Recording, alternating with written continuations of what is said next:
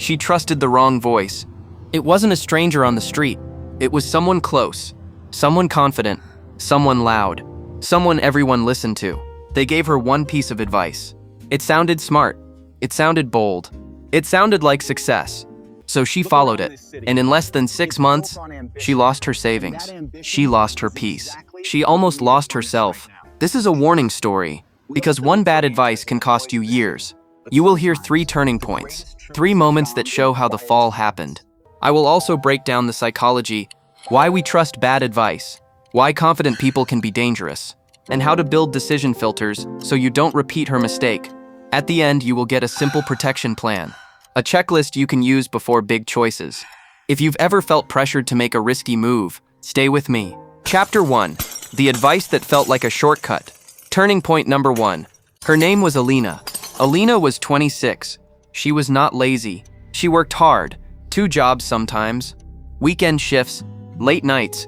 She didn't live a flashy life. She saved money quietly. She had one big goal: buy a small apartment, build stability, stop stressing about rent. Alina grew up watching her parents struggle. So she promised herself, I will be smart with money. And for a while she was. No random shopping, no big flexing, just steady saving. Then someone entered her life. His name was Darren. Darren was charismatic. He spoke fast. He spoke with confidence. He always had a story. How I flipped this.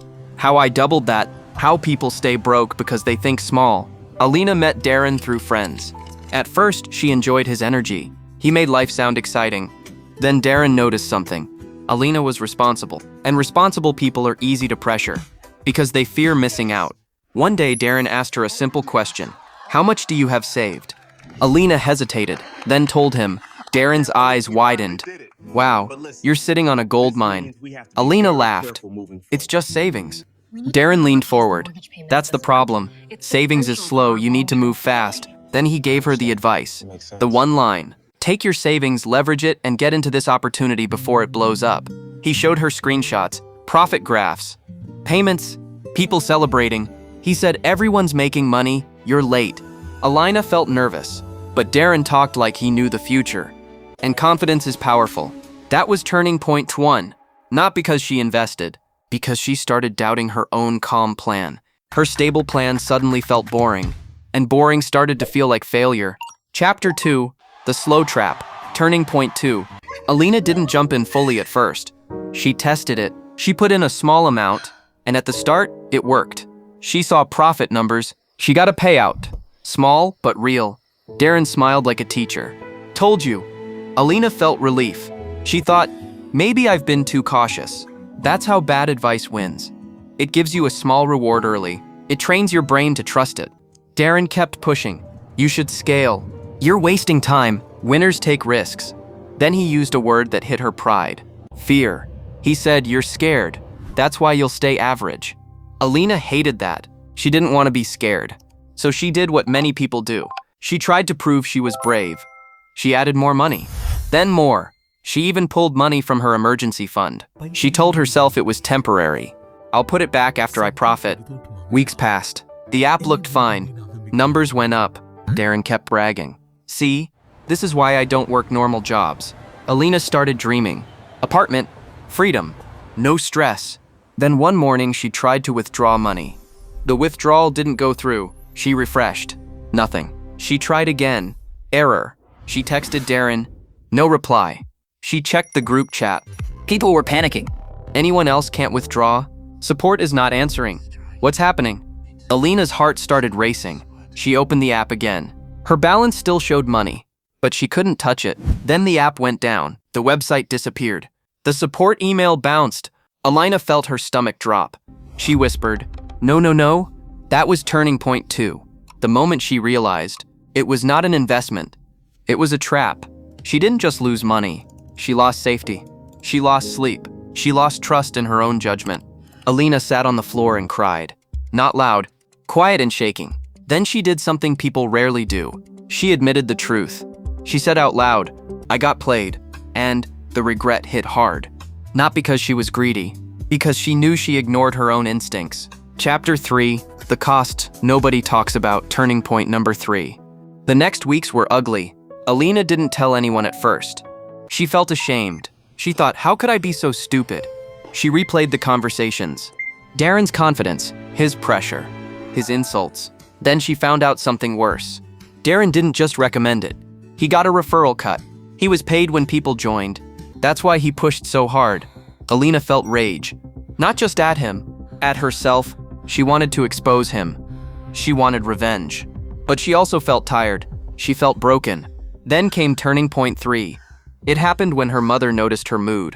Her mother said, "Talk to me." Alina tried to smile. "I'm fine." Her mother looked at her and said, "You're not fine, and you don't have to be fine." Alina broke. She told her mother everything. The savings, the opportunity, the loss. Her mother didn't yell. She didn't shame her. She said something simple. "Okay, we rebuild." That sentence saved Alina, because in one moment she shifted from regret to recovery. She realized, this story can destroy me, or it can educate me. So she chose education. She wrote down every mistake, not to punish herself, to protect her future self. She created a list called My Rules Forever. I don't invest in what I don't understand. I don't trust screenshots. I don't take advice from people who profit from my decision. I don't confuse confidence with competence. I don't risk my emergency fund, ever. I pause when I feel rushed. Then she made a plan. Not to get rich fast, to get safe again. She took extra shifts. She cut expenses. She rebuilt savings slowly. And while rebuilding money, she rebuilt something bigger. Self-respect.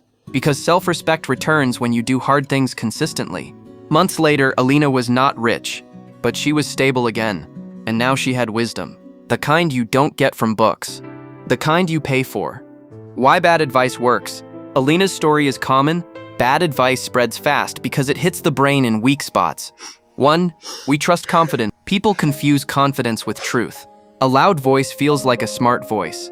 It's not. 2. We fear missing out. FOMO makes good people do dumb things. When you feel late, you stop thinking clearly. 3. We want shortcuts. Slow progress feels boring. So fast money feels like relief. But fast money often hides fast loss. 4. Pressure kills judgment. If someone rushes you, it's usually not for your benefit. It's for theirs. The Bad Advice Protection Plan. Start today. Use this checklist before any big decision. Step 1. Ask who profits if I say yes. If the advisor gains money, status, or control, treat their advice like advertising. Step 2. Ask, do I understand this enough to explain it? If you can't explain it clearly, don't risk money on it. Step 3. Never touch the emergency fund. Emergency money is not investment money. That rule alone saves lives. Step 4. Use the 48-hour rule. If it's urgent, pause. Wait 48 hours. Real opportunities survive time. Scams hate time. Step 5. Get a second opinion from a boring person. Find someone calm, a mentor, a financially responsible friend, a professional. Boring advice is often the best advice. Step 6. Write the worst-case scenario. Write, if this fails, what happens to my life? If the answer is, I'm ruined, don't do it. Step 7. One action today. Write your personal money rules today. Put them in your notes. Read them before any risky move. Alina followed one bad advice, and she lost everything she worked for. But the real loss was not money. It was trust.